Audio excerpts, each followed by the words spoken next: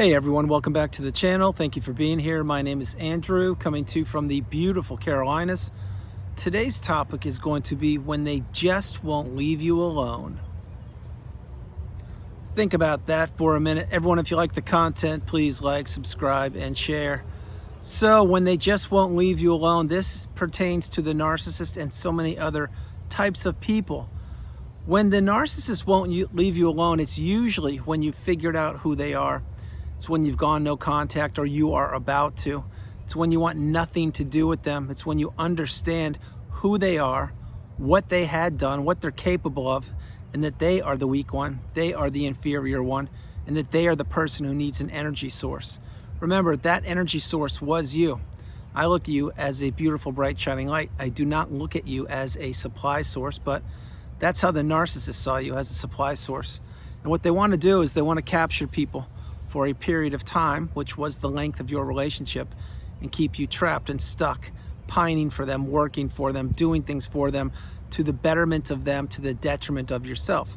That's why I suggest, and I talk about so frequently on the channel, the walking apology, the unpaid helper, the sounding board, the errand person, the person who cooked, cleaned and took care of the car and the groceries and the kids and everything. That's what you did.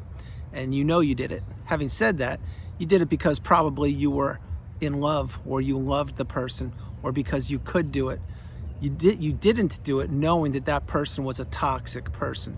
You didn't do it knowing that narcissism existed, and you didn't know that that person was trying to abuse you, manipulate you, take advantage of you, and destroy your life.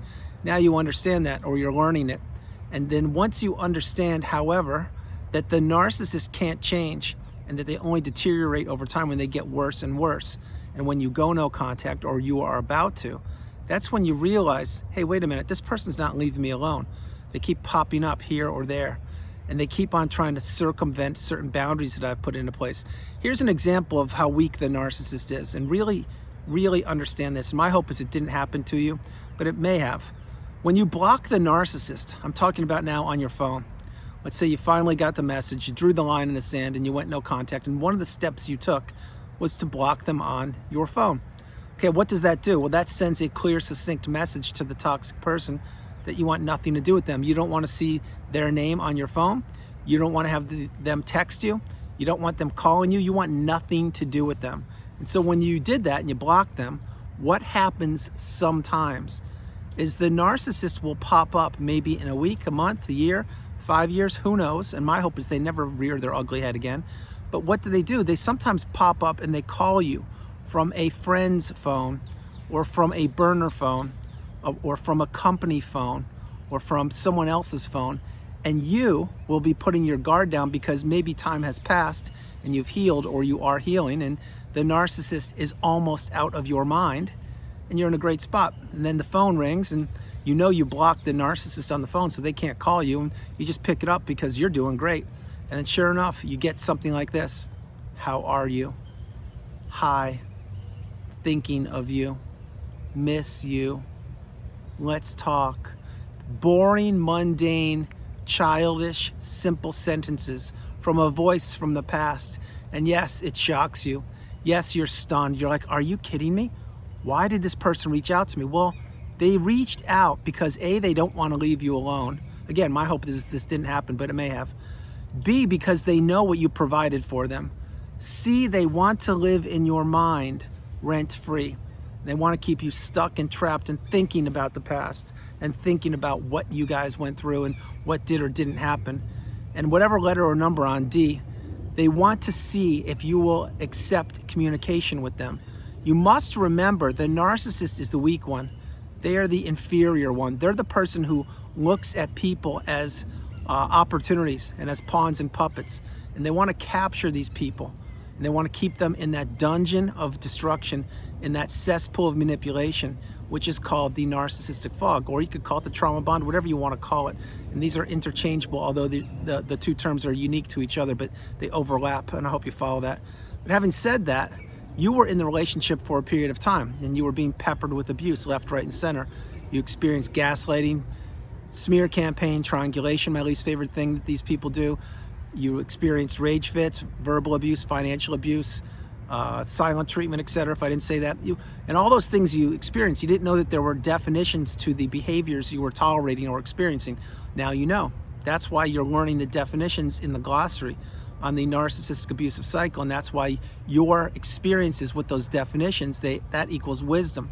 And this wisdom is a newfound superpower. It's a newfound superpower on steroids once you wrap your head around what these people have done, what they're capable of, and that they can't change, they can't improve. They will only switch the mask they wear to the audience they're performing for. And you, many times, when you were in that relationship, you were the audience of one. But then flip it. Let's say a neighbor would knock on the door. Well, now the neighbor's invited in the house and everything's going swimmingly, because before you were being ignored or given the silent treatment. Well, now there's an audience of two and you take a back row seat. You're no longer front center being abused. Now you get to sit in the back row, watch the narcissist perform for the neighbor who knocked on the door, and now the narcissist is beaming ear to ear.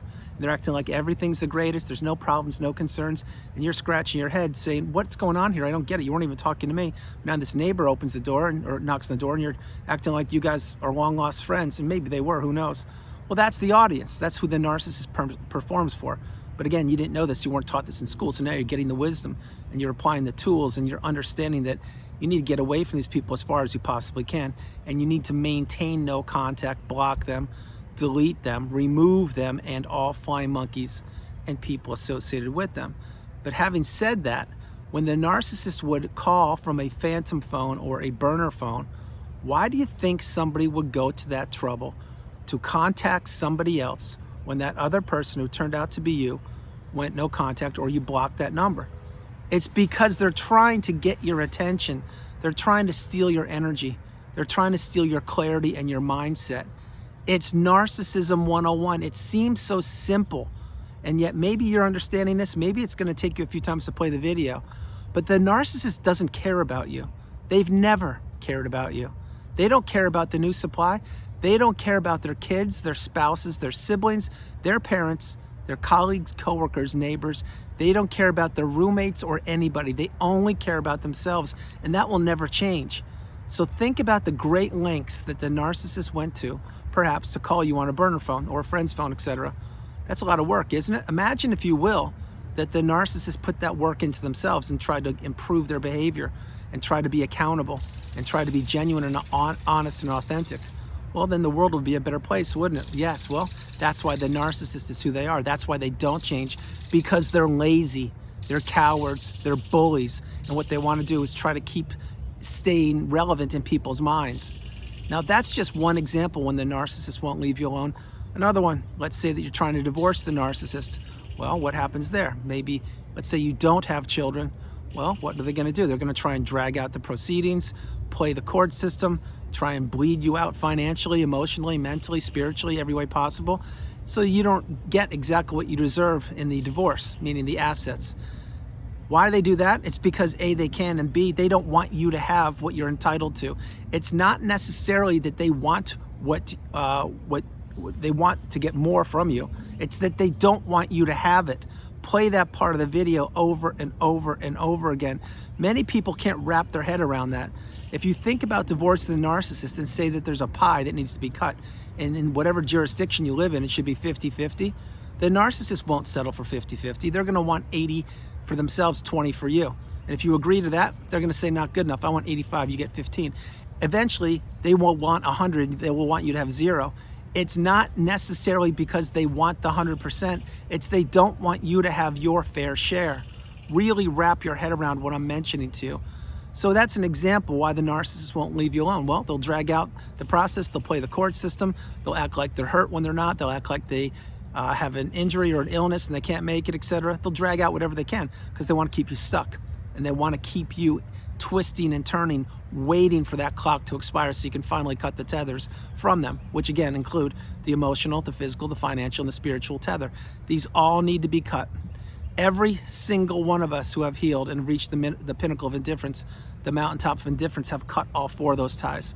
And they did not happen all at once, and they did not all happen in the same order. They took time. They took a lot of time. But in our time, we did it, and we did what we had to do to get out of that relationship, and to never look backwards, and to leave the narcissist in the rear view mirror, and to let them become itsy bitsy teeny weeny smaller than a microscopic fiber underneath the strongest microscope on the history of the planet. That's how small the narcissist is. And that's why their low vibrational state is where they exist. That's why they thrive down there. That's why when they try to pop up again and stay relevant, that's why when you haven't healed, it stings, it hurts. Let's talk about a Hoover again for a moment. I've mentioned this over thousands of videos over the years. A Hoover is not when the narcissist necessarily wants to get back with you. It's when they're simply testing the temperature of you. Have you healed? Have you gone no contact? Will you accept the phone call from a phantom burner phone? Will you talk to them when they say, hi, missing you? Will you communicate with them and say, hey, is it you? No, you don't want to be doing any of that. What you want to be doing is hearing the cringy voice from the toxic parasite and saying nothing, click, block, delete, and look to change your phone number as soon as possible. Now that may seem comical to you, but it's not to me, because we all have to get off the radar of the narcissist, because there are times when these creatures, these people, they won't leave you alone. I've given you 2 examples there. There are way more than that. Think about the neighbor or your friend or bestie of years who turned out to be toxic, whomever they are.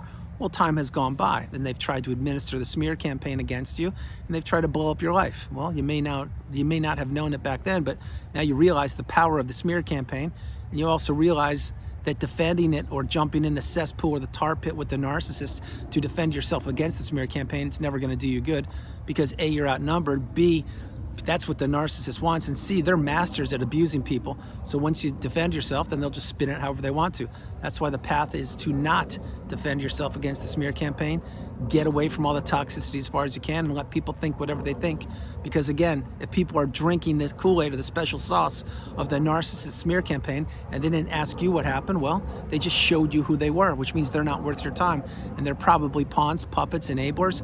They're probably people subservient to the narcissist, or maybe they're narcissistic themselves. But having said that, let's say a friend or a bestie or colleague or someone, they say they try to destroy your life, or they use the smear campaign and time has gone by.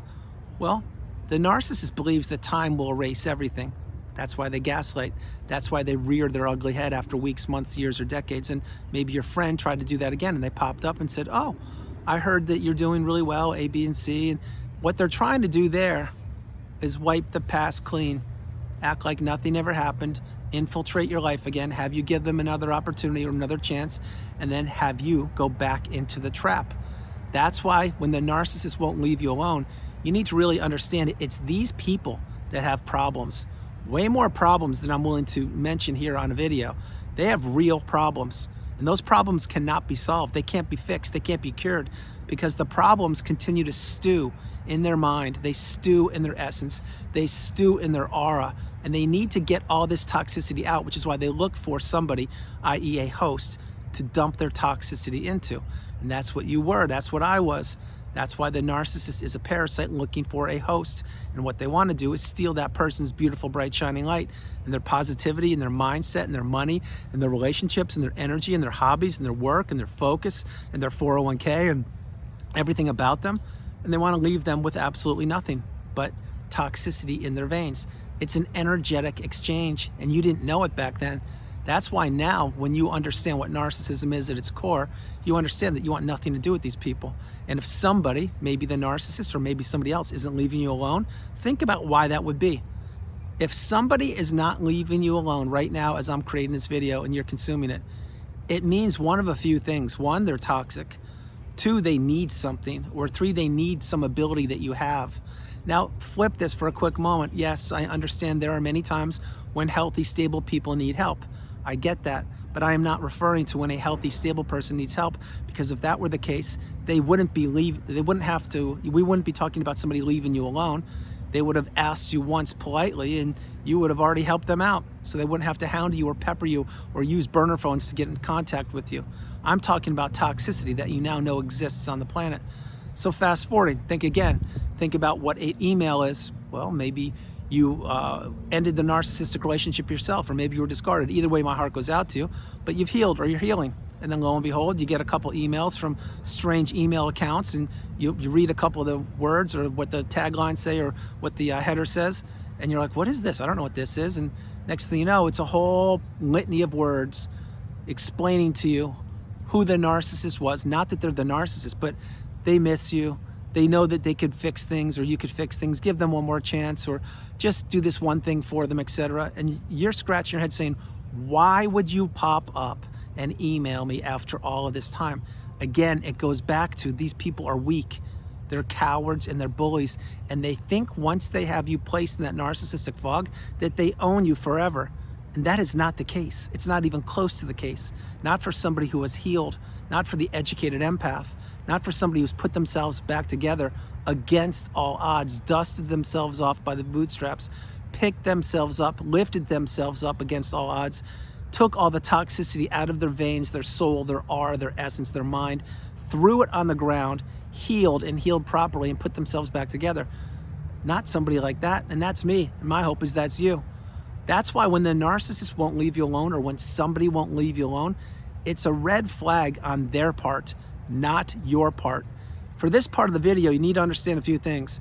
You don't owe anybody anything. You don't owe anybody any time, any energy, any wisdom, any mindset. You don't owe anybody a cup of coffee. You don't owe anybody traveling through a winter snowstorm to go up and be devalued or ignored for a weekend on a holiday. You don't owe anybody to respond to an email. You don't owe anybody to respond to a text. You don't have to pick up a phone call. You don't have to do anything you don't want to do once you've healed and you've healed properly, because now you realize that doors of abundance have been kicked wide open for you, or they are about to. Doors of opportunity and possibility also will be presented to you if they haven't already, and that your time, your energy, your mindset, your clarity, your money, everything, your health, your relationships, these are all worth their weight in gold, or whatever tangible asset you want to say it. But back then, when you were in the relationship, you were giving to a fault. You were probably a people pleaser or a yes person. You definitely didn't have boundaries. You couldn't say no, the strongest word in the English language, and you were believing in somebody's words, hoping that they would match their actions, or vice versa. You were understanding that, or you were believing that that person was like-minded with you. Now you realize that that was nothing but a sham. It was nothing but a mirage. It was nothing but a house of cards. It was a foundation built on quicksand. It was not sustainable. It was a narcissistic relationship. But you didn't know back then what you know now. So now this is when you've healed, or you're healing. This is when you can sleep in till 12 o'clock in the afternoon, or you can stay up till 2 a.m. It's when you can eat a couple pieces of pizza, no french fries, or you can drink a juice or whatever you want to do. But the point is, you're doing things on your time. You're not doing things on someone else's time. So when someone won't leave you alone, if it's the narcissist, now you understand the wisdom, you're getting it. You shouldn't be talking to those people anyway. They should be blocked, and you should be going no contact, etc. But when it's another person who perhaps isn't toxic, think about it. Why would they want to continue to not leave you alone? It's because they're trying to get to your energy. They're trying to get something from you. Maybe it's as simple as a ride to the airport. Maybe it's as simple as you loaning them money that you'll never get back. Maybe it's wisdom. Maybe it's just listening to them. I can't tell you. But what I can tell you, if your spider senses are tingling and your instincts are screaming and your intuition is kicking in, saying, don't respond, don't talk to this person, something's off, I don't need to do it, then that means you just don't do it. You don't defend, you don't explain, and you don't feel sorry or bad for not communicating with that person. You see, you've changed, you've evolved, you've ascended, you've elevated. You've done something which has beaten the narcissistic abusive cycle. You've punched it right in the nose and knocked it out for the count. Very few people have done that, but you've done it. That's why once you heal, and you heal properly, and you're at that mountaintop, that pinnacle of indifference, that's when you realize you can do whatever you want to on this planet, because you've been through something that most people can't wrap their head around. You've also been through something that most people will never understand, and you've come out on the other side. You see, you've experienced perhaps the dark night of the soul. You've had the sleepless nights when you've gained weight, lost weight, you didn't want to get out of bed and go to work, or you did go to work and you're in such a narcissistic fog you couldn't function properly. You made mistakes at work, or you weren't buying groceries and you didn't do laundry for a while, you didn't wash your hair for weeks, etc. I've been through all of those things. They're some of the most demoralizing, challenging, debilitating experiences to go through. I did it. I did it during one of the most challenging times of my life and of the history of the planet. And I did it isolated, all alone, for 2 years and 2 days. If I did it, you can do it. You need to believe in yourself the way I believe in you. You need to continue to know that days will get brighter, days will get better, and that your health, your mindset, your clarity, your bank account, your relationships, they will all improve when you are ready. Not when someone tells you you will be ready, when you are ready. This is when you can take a class, teach a class, read a book, write a book, travel the world, fall in love again, build relationships. You can answer the phone if you want to, or decide not to. You can turn your phone on DND, do not disturb, for 10, 12, 15 hours if you want to. You can become unavailable whenever you want to. You can have a me day, which means unplug. Go get a massage, maybe acupuncture, maybe see a play or a movie, or maybe just have a great lunch or some food that you haven't had in a long time. Or maybe your me day is just unplugging, being unavailable to the world, and just sleeping in all day and just walking around in your comfortable clothes, whatever they are. It's up to you. You can do whatever you want to do. But remember, when you were in the narcissistic relationship, you couldn't do that. You were doing everything for them. That's why you were walking around on eggshells. That's why you weren't being treated with respect. That's why you weren't being heard or listened to. That's why your voice did not matter. The only thing that mattered is what you did for that person. And when you broke the ties, broke the chains, and escaped and got out of that fog, that's when you saw, oh my gosh, Andrew's right. There's so much possibility out there for me. I can virtually do whatever I want. Well, yes, you can, but you weren't supposed to figure that out. But now you do know it, and now you're understanding that you are the priority. You come first, second, and third, and you can do whatever you want to, whenever you want to, once you've healed. And again, if where you are is where you want to be, God bless you. Take a deep breath in and say, wow, I made it. I'm there. I'm at that mountaintop. I'm at that pinnacle of indifference with Andrew. That's a great thing. If you're not where you want to be yet, that means there's work to be done. Be patient with yourself. Be kind with yourself. Really understand this is a journey. It's not a marathon. It will take time. It will take a lot of time, but in your time, you will heal. You will get where you want to get if you focus on yourself and you realize that there will be people out there that won't want to leave you alone. And perhaps, and I hope this isn't the case, but perhaps the narcissist was one of those people. I can't tell you if that's reality. You can figure it out for yourself. The narcissist is on a spectrum, remember that. There are micro narcissists and macros and everyone in between. They are not all the same level of nastiness or toxicity. One thing is true though, they all use the same mannerisms, techniques, and tactics. That's why once you know what gaslighting is, triangulation, etc., and you see it, you need to get away from these people as far as possible. And you don't call them out, you don't get revenge, you don't expose them. You just say nothing and you get away from them when you experience this. This is after you've healed, when you identify it. Example, you're on a plane, you're going from one country to the next, you're sitting next to someone who just won't leave you alone. Well, what do you do there? I'll tell you exactly what to do. Put the earbuds in, act like you're sleeping, or maybe just move your shoulder to the other side, and do not give them the time of day. And that will drive the narcissist, you know what? But most importantly, it give you your energy back, your mindset. And why I say that is because remember, you don't owe anybody anything. And the narcissist, no matter who they are, where they are, they will always try to poke. They'll always try to provoke. They'll always try to disrupt, and they'll always try to disturb. But now you have the secret power, you have the wisdom. That's why you need to apply the tools and understand that you are the beautiful, bright, shining light, and that's perfect timing. I love y'all. God bless you. That's the video. I hope you liked it. I loved doing it from the beautiful Carolinas. This is Andrew. Namaste. Have a great afternoon, evening, or morning, no matter where you are on the planet. You are not alone. Remember that. You are not alone. I love y'all. God bless you. I love you all. And that sun came out at the perfect time. You can't script this, and I don't use a script like other people think or whatever other people do. I free flow my words. They come from the energy above. And once you get to the mountaintop and the pinnacle, you can speak just like me, and you can use the abundance and the words and the flow state just like I do, because it flows through me to you. And my hope is you are where you want to be and you can do what I do. No script necessary. But you know what? The higher power above said, I'm going to have that sun shine down right when Andrew is getting ready to close the video. That's the energy. That's the connection. That's the vibration. That's what the narcissist doesn't have. That's what they tried to take from us. And they did accomplish it for a period of time, but they could no longer do it because we've cut the ties and we've healed. So that's the video. I hope you liked it. I'm gonna go now. I thought I would get a little bit of rain this afternoon, but it's not gonna happen. And there are a couple beautiful geese in the pond over here, which I'm not gonna show you, but I'll shoot a video tomorrow and probably show you. Having said all those things, really understand you are stronger than you know. You are beautiful, you are blessed, you are abundant, you are powerful, you are strong. You were targeted, you were taken advantage of. The past is the past. The future, no one's guaranteed to be here. You need to live in the present moment. You need to shut the past out, take the lifelong learning lessons from it, not predict the future, which means do not think about what will happen in a week, a month, a year, a decade. You need to stay and live in the present moment. That's where the abundance happens. That's where you are, and that's where you will stay.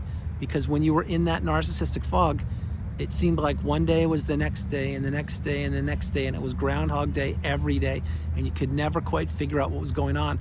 Once your clarity arrives and your mindset has lifted, the fog has lifted, the dust has settled, and you are literally healed or healing, you realize that everything, not only was it real, but it's in the past, and you're safe now. You need to continue to focus on yourself and let the higher power above flow through you. I love you all. God bless you, and I'll talk to you tomorrow. Bye, everybody.